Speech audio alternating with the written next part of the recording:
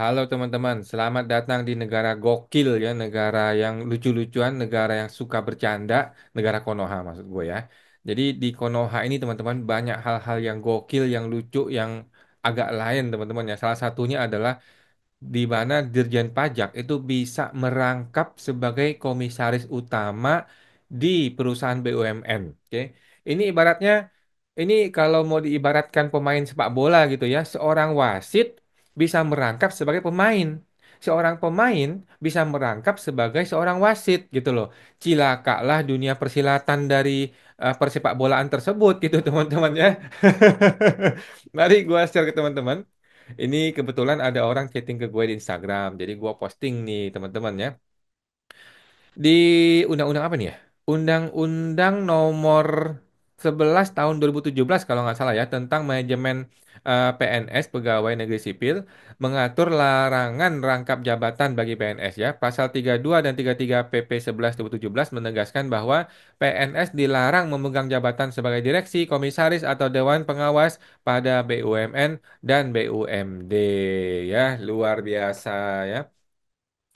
Larangan ini bertujuan untuk mencegah terjadinya konflik kepentingan dan memastikan PNS fokus pada tugas utamanya sebagai pelayan publik ya. Memang gokil negara ini Bang katanya ya. Semua aturan ditabrak dulu ya, baru kemudian dimunculin perpres atau revisi undang-undangnya. Tapi ini bahkan nggak ada revisi sama sekali teman-teman ya. Setahu gue ya, setahu gue nggak ada revisi sama sekali.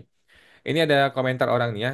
Itu PP bukan undang-undang, apalagi undang-undang dasar. Bisa jadi diubah sesuka hati pemerintahnya atau lembaga eksekutifnya. Apalagi itu peraturan untuk pegawai, bukan pejabat. Makanya boleh merangkap jabatan apapun.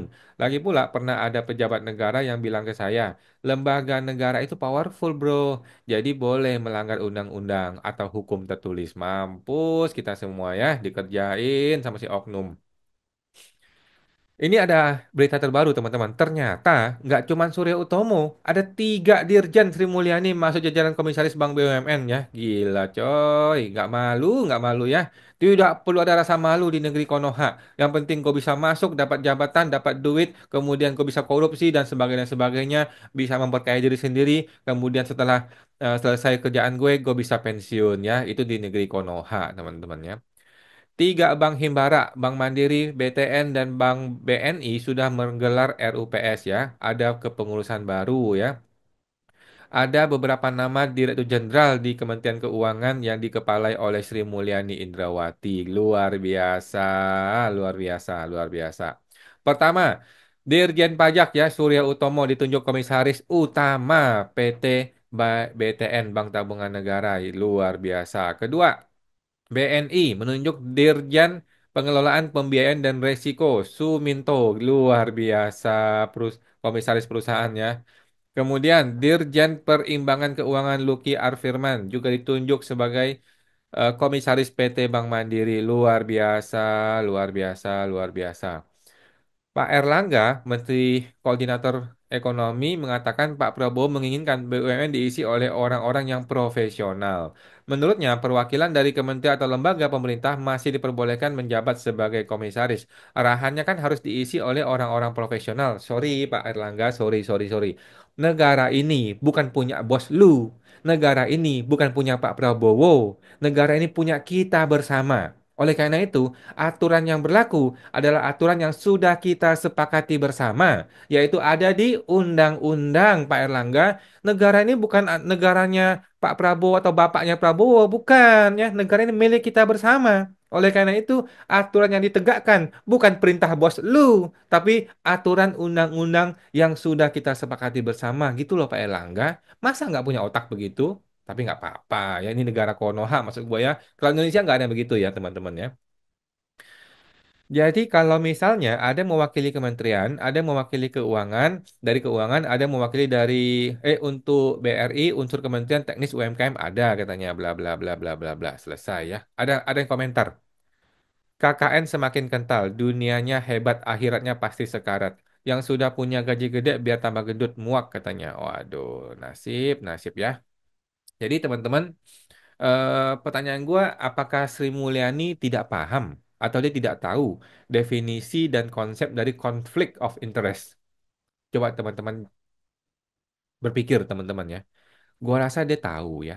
Bukan hanya tahu, dia pelaku utamanya gitu ya. Banyak orang berpikir, kenapa sih Sri Mulyani membiarkan oknum-oknum pajak ini? Kenapa sih Sri Mulyani membiarkan orang-orang brengsek yang terus memeras dan merampok wajib pajak? Lah, jawaban gua justru dia pelakunya, justru dia bosnya gitu loh. Justru semua ini tuh dari dia, dari ujungnya gitu. Ikan itu busuk dari kepalanya, bos, bukan dari ekornya, gitu ya. Jadi semua perilaku-perilaku buruk ini dimulai dari bos, dari atasan, gitu ya. Tapi di negeri Konoha, ya teman-teman ya. Kalau di Indonesia nggak ada semuanya bagus ya. Jadi si Suryo Utomo ini merangkap sebagai komisaris utama BUMN. Menurut gua, terlepas dari segala kontroversi, terlepas dari segala kebingungan dan kebodohan dan kekacauan yang terjadi di sistem, ini adalah sebuah pelanggaran hukum yang terang benderang, tetapi ini punya maksud. Ini tuh dimaksudkan untuk pendapat pribadi gua, teman-teman ya. Dan ini negeri Konoha maksud gua ya.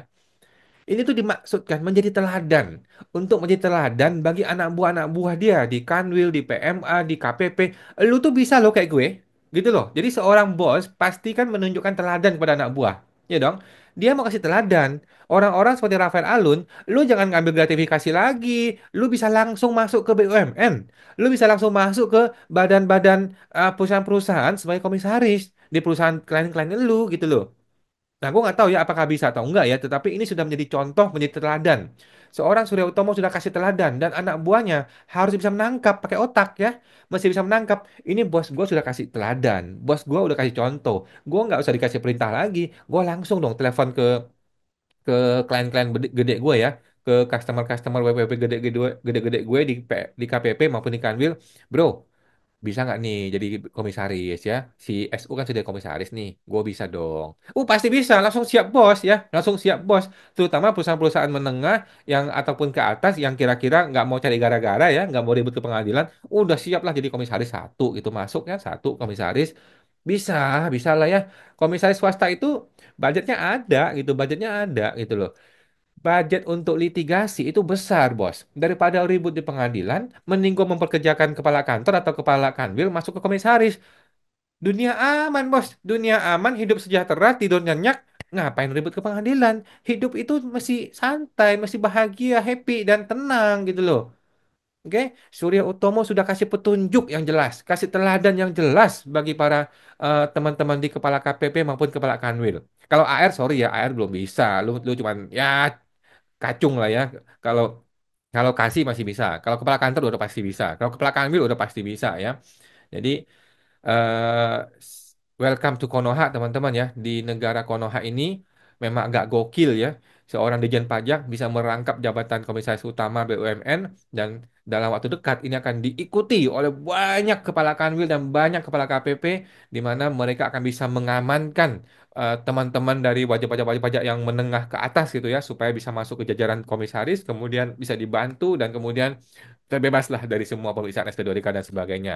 Dan bagi para UMKM, mohon maaf ya para UMKM, lu punya budget berapa ya? Kalau nggak ada budget, ya lu perang aja ke pengadilan kayak si Awan tuh, sampai ribut di KPP Cengkareng, sampai mesti mesti live di KPP. Nah gitu ya. Kalau rakyat jelata, UMKM yang nggak punya duit, ya mampus lu ya. Kalau nggak punya budget, jangan harap bisa dibantu ya. Kecuali lu bisa bikin PT, kemudian masukin oknum jadi komisaris itu masih boleh ya. Kalau di negeri Konoha ya. Kalau Indonesia nggak ada teman-teman yang gituan ya. Oke teman-teman, welcome to Konoha. Sampai jumpa, semoga terbantu.